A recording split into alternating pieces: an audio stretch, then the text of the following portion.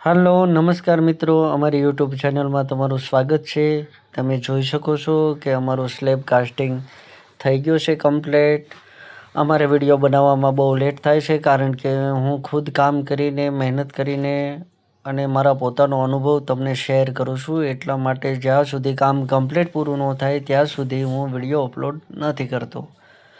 તો તમે જોઈ શકો છો કે આપણું કામ શરૂ થઈ ગયું છે। બીજા માળનું કામ છે જેનો મને મકાન માલિકે સ્ક્વેર ફૂટનો ભાવ 225 રૂપિયા સણીને સ્લેબ ભરી દેવાનો છે, પ્લાસ્ટર નથી।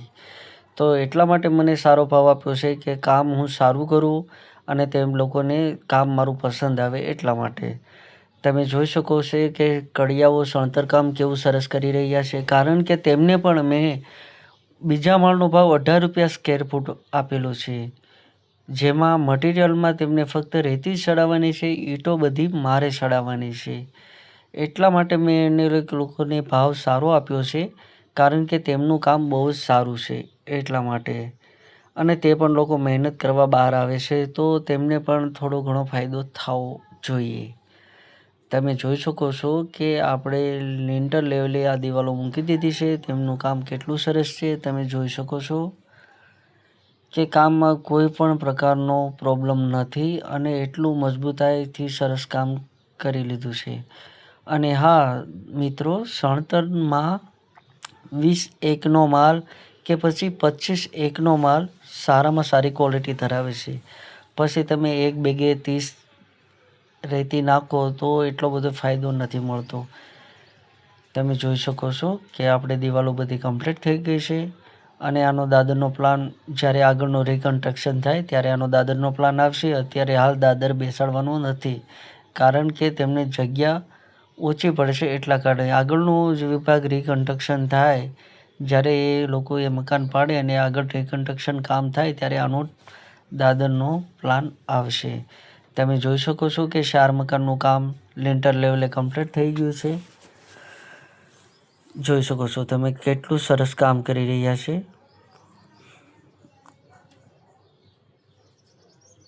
ગામડાની સાદાઈની રીતનું આ કામ છે, જેમાં સિમ્પલ કામ આવે છે, 2 રૂમ અને ઓસરી ગામડાનું આ કામ છે।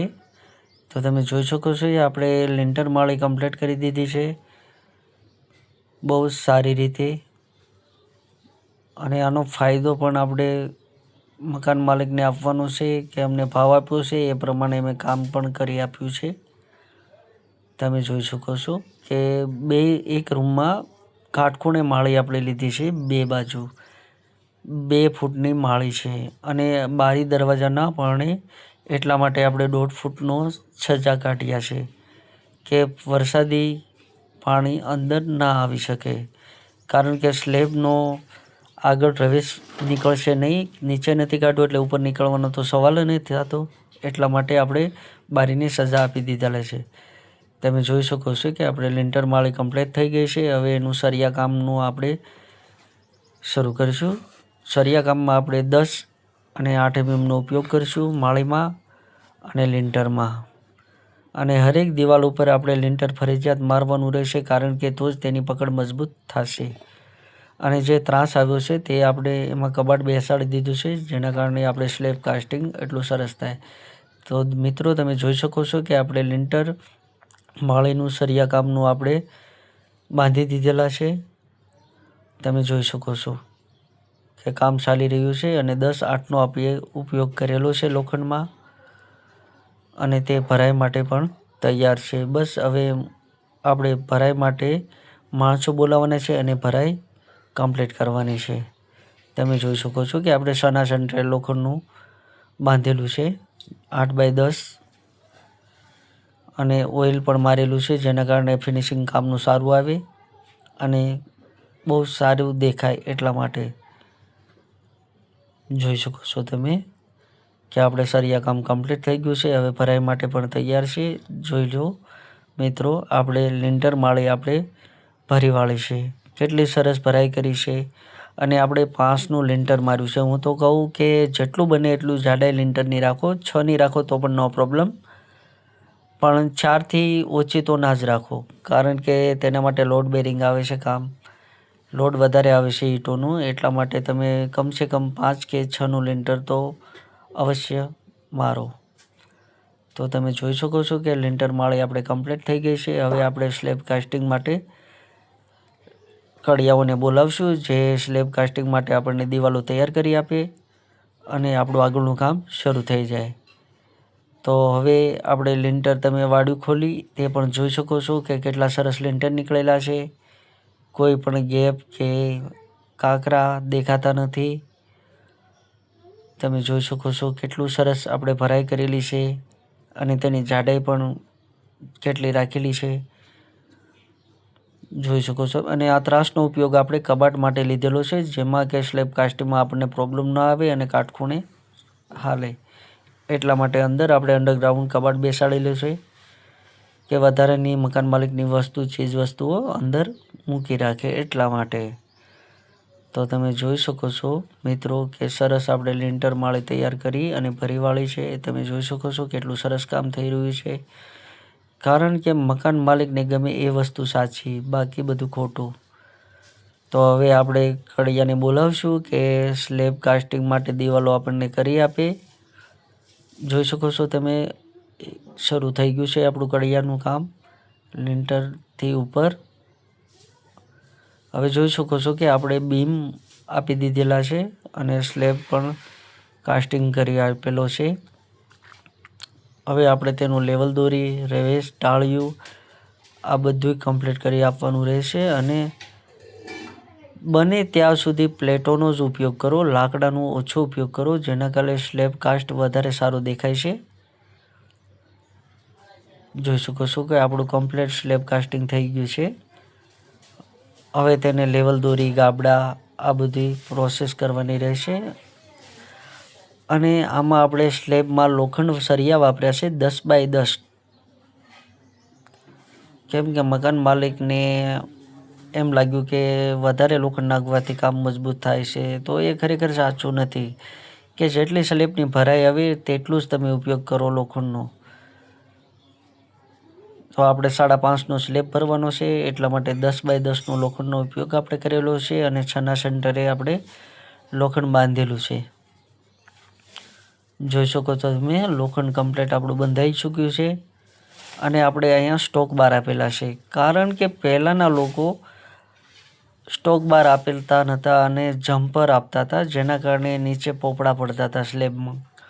અને આપણે એ સિસ્ટમ કાઢીને અત્યારે એન્જિનિયર પ્લાન મુજબ આપણે સ્ટોક બાર આપીએ છીએ કે એક બેન્ડ ઉપડે અને ના બેન્ડ ઉપડે તેના પર એક્સ્ટ્રા સ્ટોક બાર બાંધીએ છીએ, જેના કારણે સ્લેબ મજબૂત બને છે અને એટલો બધો આગળ લોડ નથી આપતો. બાજુમાં તમે જોઈ શકો છો કે આપણે એડેમ બેમ આપેલો છે, પણ આપણે બાજુમાં અહીંયા નથી આપેલો, કારણ કે જેટલો બને એટલો સ્લેબ કાસ્ટિંગમાં લોડ ઓછો પડે એટલું જ કાર્ય કરવાનું છે.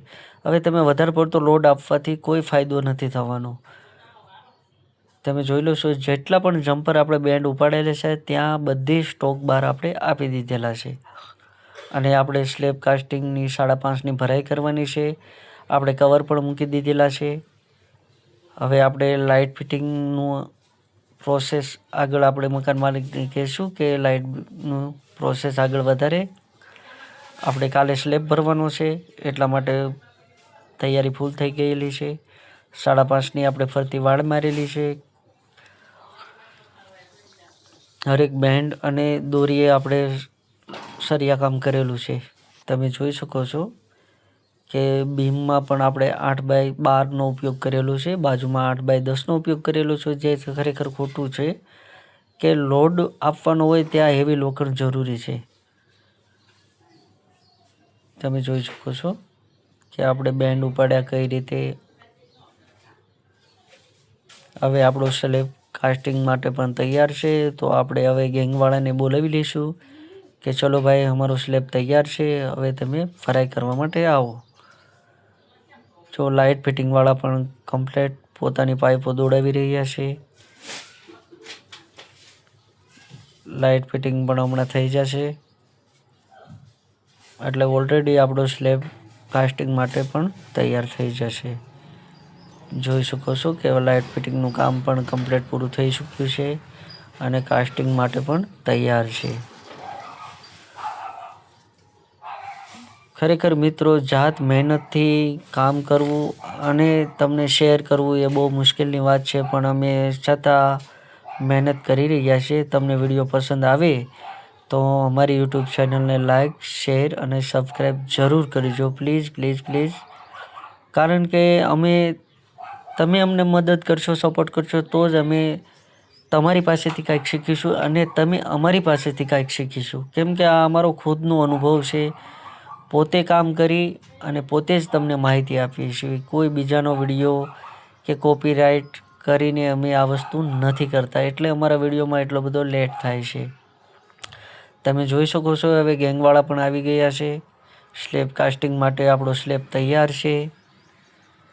હવે થોડાક ક્ષણોમાં સ્લેબ કાસ્ટિંગ શરૂ થઈ જશે. તમે જોઈ શકો છો કે આપણે સ્ટોક બાર કઈ રીતે આપેલા છે કે નીચે બેન્ડ આપેલો છે. જે બેન્ડ નથી ઉપડેલો તેના પર આપણે એક્સ્ટ્રા સ્ટોક બાર આપેલો છે, જેના કારણે સ્લેબ ખેંચાતો નથી અને ઝૂકતો પણ નથી અને 2Aમાં ગણાય છે. તમે જોઈ શકો છો કે બીમમાં આપણે 2 16 નંગ વાપરેલા છે અને 4 12 mm નંગ વાપરેલા છે સરિયામાં. અને આગળ 2 ફૂટનું આપણે ઢાળિયું આપેલું છે, જે ગામડામાં આ પદ્ધતિ બહુ જ હાલે છે, જેના કારણે પાણીની વાછટ અંદર નથી આવતી. તમે જોઈ શકો છો કે લીપ પણ બંધાઈ ગઈ છે. હવે સ્લેબ કાસ્ટિંગ માટે આપણો સ્લેબ પૂરી રીતે તૈયાર છે. થોડીક ક્ષણોમાં આપણો સ્લેબ શરૂ થઈ જશે.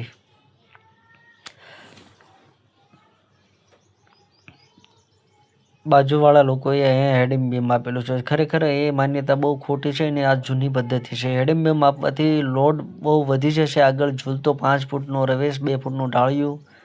એટલા માટે જેટલો બને એટલો ઝૂલતામાં લોડ ઓછો આપો, જેના કારણે મજબૂતાઈ વધશે. બાકી જેટલું તમે અંદર નાખશો એટલું ઓછું, પણ ખરેખર મજબૂતાઈ નહીં આવે. કોઈ પણ વસ્તુની કોઈ પણ લિમિટ હોય છે. લિમિટથી વધારે કોઈ પણ વસ્તુ કાંઈ હાલતી નથી. એટલા માટે જેમ બને તેમ વજન ઓછો કરો. તો જોઈ શકો છો મિત્રો, આપણો સ્લેબ કાસ્ટિંગ માટે તૈયાર છે અને મટીરિયલ હમણાં ઉપર આવશે અને આપણો સ્લેબ ભરવાનો શરૂ થઈ જશે.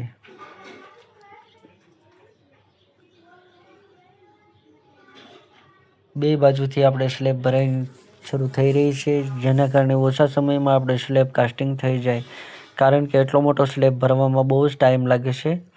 એટલા માટે આપણે 2 લીફ મંગાવી છે અને 2 બાજુથી ભરાઈ શરૂ કરી દીધી છે. મજૂર લોકો સિમેન્ટ વહી રહ્યા છે, કારણ કે તેમને પણ સમય ઓછો છે. એટલા માટે નજીક પડે એટલે સિમેન્ટની બેગ ત્યાં નજીકમાં ટ્રાન્સફર કરી દે. એટલા માટે 2 બાજુ અલગ અલગ સ્લેબ કાસ્ટિંગ થઈ રહ્યો છે. એટલા માટે સિમેન્ટ દૂર ના પડે એટલા માટે આપણે બેગો ફેરવાઈ રહી છે. હવે તમે જોઈ શકો છો કે માલ બનાવી અને ગોળો લીફમાં જાય છે અને લીફ દ્વારા માલ ઉપર કાસ્ટિંગ માટે જાય છે. તમે જોઈ શકો છો કે કઈ રીતનો માલ, કઈ રીતનું મટીરિયલ આપણે વાપરવું. તે માટે ઉપયોગી મેઇન વસ્તુ એ છે કે એક બરાસે કમસે કમ 7 થેલી વાપરવાની રહેશે. જો વધારે થાય તો પણ નો પ્રોબ્લેમ, પણ હા 9-10 કે વધારે થેલી વાપરવાની નથી. તો તમને અનુસાર મટીરિયલ એ રીતનું વાપરો. બહુ ઝીણી રહેતી હોય તો એ પ્રમાણે સિમેન્ટનો ઉપયોગ કરો, બહુ જાડી રહેતી હોય તો એ પ્રમાણે ઉપયોગ કરો. તો તમે જોઈ શકો છો મિત્રો, લિફ્ટ દ્વારા માલ ઉપર પહોંચાડી રહ્યા છે અને સ્લેબ કાસ્ટિંગ માટે તૈયાર છે.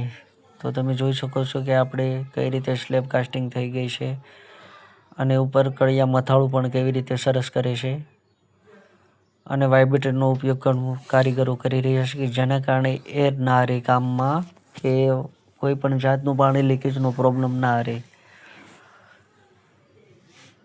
તો મિત્રો, અમે એટલી બધી મહેનત કરી રહી છે વિડીયો બનાવવા માટે. તો અમારી યુટ્યુબ ચેનલને લાઈક, શેર, સબસ્ક્રાઈબ જરૂર કરજો અને અવનવા વિડીયો માટે